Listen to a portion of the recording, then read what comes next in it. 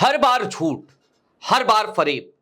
ये भारतीय जनता पार्टी का वो चरित्र है जो हर बार उजागर होता है, लेकिन उसके बाद भी बड़ी बेशर्मी के साथ इसके तमाम बड़े बड़े चेहरे झूठ बोलते नजर आते हैं। और कल की तारीख में एक बार फिर कुछ ऐसा ही हुआ है। और आज जब आपको मैं कुछ सच बताऊंगा, वो सच जो पर्दे के पीछे छिपाने की कोशिश की गई, तो आपके पैरों तले जमीन खिसक जाएगी। आप ये सोचने पर मजबूर हो जाएंगे कि भारतीय जनता पार्टी जो कभी ये दावा किया करती थी, चाल चरित्र और चेहरा कहां गया सब। और इसके तार, इस झूठ के तार जो कल बोला भारतीय जनता पार्टी ने 1999 से जुड़ते हैं। नमस्कार, मैं स्वप्निल और आप न्यूज स्ट्रीट देख रहे हैं।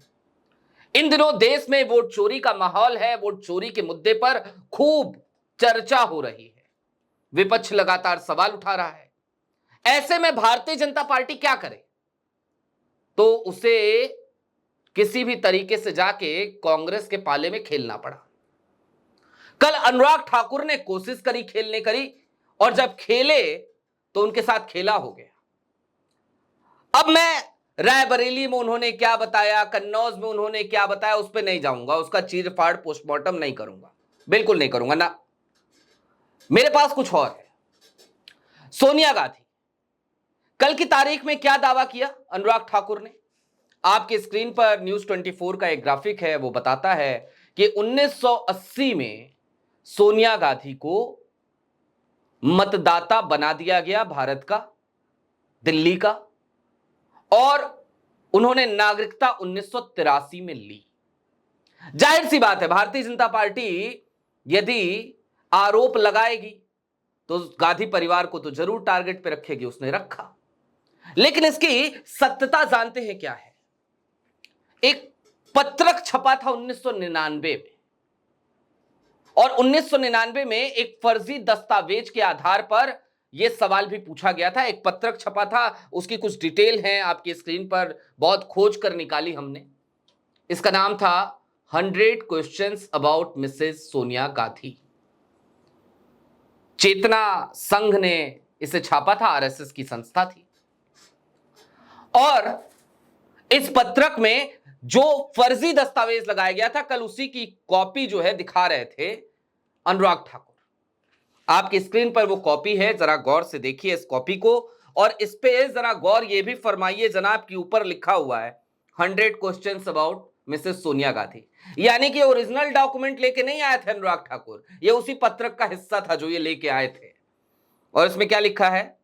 अ photocopy of the exact from electoral rolls of 1980 indicating that Mrs. Sonia was a voter when she did not yet acquire the citizenship of Bharat. अब देख रहे हैं आप, देख रहे हैं ना? अब थोड़ा और देखिए, नीचे आइए। Extract from electoral rolls of 1980, ये भी लिखा हुआ है, ठीक है जी। नीचे देखिए क्या लिखा है?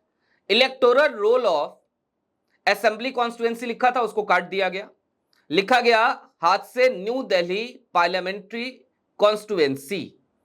उसके नीचे क्या लिखा है? यहीं पे सारा खेल है।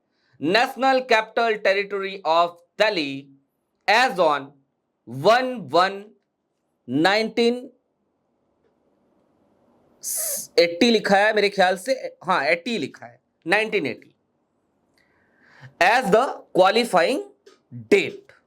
ईयर लिखा है 1980, पोलिंग स्टेशन नंबर 145। अब इतने की ही जरूरत थी, इतना ही देखिए। ये जो रेड कलर से मार्क किया गया है national capital territory of Delhi को, एनसीटी को, क्यों किया गया है जानते हैं? 1980 जब का ये जिक्र हो रहा है, दिल्ली को एनसीटी का दर्जा ही नहीं था, एनसीटी बुलाया ही नहीं जाता था। नेशनल कैपिटल टेरिटरी नहीं कहा जाता था, यूनियन टेरिटरी थी दिल्ली, यूनियन टेरिटरी थी। 1956 में, देश के आजाद होने के बाद 1956 में इसे यूनियन टेरिटरी बनाया गया। और फिर 1991 में, 1991 में एक एक्ट आता है, जिस एक्ट के तहत दिल्ली को एनसीटी यानी कि national capital territory of Delhi कहा जाता है, इस नाम से पुकारा जाता है, और दिल्ली को अपनी एक विधानसभा मिलती है 1991 में। आपकी स्क्रीन पर सपोर्टिंग डॉक्यूमेंट के तौर पर मैं अब जो दस्तावेज आपको दिखा रहा हूं, यह दस्तावेज का, यह वेबसाइट का हिस्सा है। यह वेबसाइट सरकारी वेबसाइट है, गवर्नमेंट की वेबसाइट है, दिल्ली गवर्नमेंट की वेबसाइट है, और इसके अबाउट अस पे जाइएगा तो आपको साफ साफ लिखा हुआ मिलेगा कि 1991 में एनसीटी एक्ट पास हुआ और दिल्ली को नेशनल कैपिटल टेरिटरी का दर्जा मिला। अब जरा सोचिए कि 1980 में एनसीटी का अस्तित्व ही नहीं था, लेकिन सोनिया गांधी को एनसीटी का मतदाता बता दिया गया, और यह सब कुछ हुआ 1999 के उस फर्जी प्रोपेगेंडा वाले पत्रक में। फर्जी propaganda, 100 questions about Mrs Sonia Gandhi. अब बात जिस समय की हम कर रहे हैं, जिस कालखंड की कर रहे हैं, उस समय अटल जी भी थे, आडवाणी साहब भी थे, मुरली मनोहर जोशी भी थे, तमाम नेता थे इनके। और जितने नेता थे उनका दावा क्या था? चाल चरित्र चेहरा। लेकिन 1999 में भी इनका चाल चरित्र और चेहरा यही था कि ये झूठ बोलते थे। 1999 में भी ये दस्तावेजों में फर्जीवाड़े करते थे, और उसी फर्जी दस्तावेज को लेकर कल लहराते हुए बड़े कॉन्फिडेंस के साथ अनुराग ठाकुर प्रेस कॉन्फ्रेंस कर रहे थे देश के सामने। जरा सोचिए ये किस तरीके के लोग हैं, किस मानसिकता के लोग हैं, और यह भी सोचिएगा कि जनाब ऐसे लोग झूठ को कितने कॉन्फिडेंस के साथ बोलते हैं कि देश के लोगों को शक नहीं होता। और मजे की बात यह कि ये कुछ भी झूठ बोल जाएं, तमाम न्यूज चैनल्स में लोग चिल्लाने लगते हैं, चीखने लगते हैं, देखो देखो देखो, एक्सपोज कर दिया गांधी परिवार को। कल तमाम गुल्लुओं ने यही किया है, खूब उछले हैं, पॉपकॉर्न की तरह उछल रहे थे कल स्टूडियो में कि सोनिया गांधी मतदाता कैसे बन गए 1980 में, बताइए।